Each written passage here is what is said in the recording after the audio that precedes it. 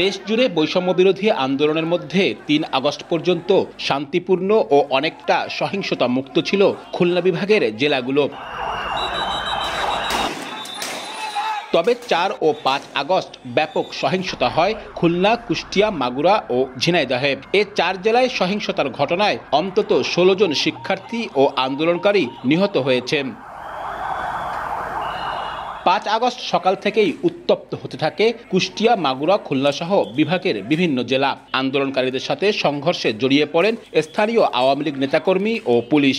এসব সংঘর্ষের ঘটনায় কুষ্টিয়ায় নিহত হন ৮ জন, মাগুরায় নিহত হন ৬ জন। এছাড়া ৩ আগস্ট খুলনায় সংঘর্ষে নিহত হন এক পুলিশ সদস্য। ছাত্র জনতার গণ অভ্যুত্থানের পর সরকার পতনে পাল্টে যায় পরিস্থিতি। সারা দেশের মতো খুলনা বিভাগের আওয়ামী লীগ নেতাকর্মীরাও চলে যান আত্মগোপনে। আর এসব হত্যাকাণ্ডের ঘটনায় মামলা হতে থাকে আত্মগোপনে থাকা আওয়ামী লীগ নেতাকর্মীদের বিরুদ্ধে। এখনো পর্যন্ত কুষ্টিয়ায় ৭টি সহ বিভাগে অন্তত ১৫টি মামলার খবর পাওয়া গেছে। কুষ্টিয়ায় হত্যা মামলায় আসামি করা হয়েছে আওয়ামী লীগের যুগ্ম সম্পাদক মাহবুবুল আলম হানিফের বিরুদ্ধে।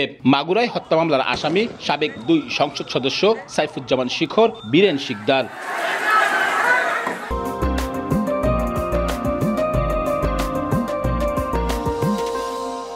এসব ঘটনা বাদেও বিগত সরকারের আমলে নানা ঘটনায়ও মামলা হচ্ছে আওয়ামী লীগ নেতাকর্মীদের বিরুদ্ধে। বিএনপি অফিস ভাঙচুরের ঘটনায় বুধবার খুলনার সাবেক সিটি মেয়র তালুকদার আব্দুল খালেক, সাবেক প্রতিমন্ত্রী মন্নুজান সুফিয়ান, সাবেক সংসদ সদস্য SM কামাল হোসেনের বিরুদ্ধেও মামলা হয়েছে।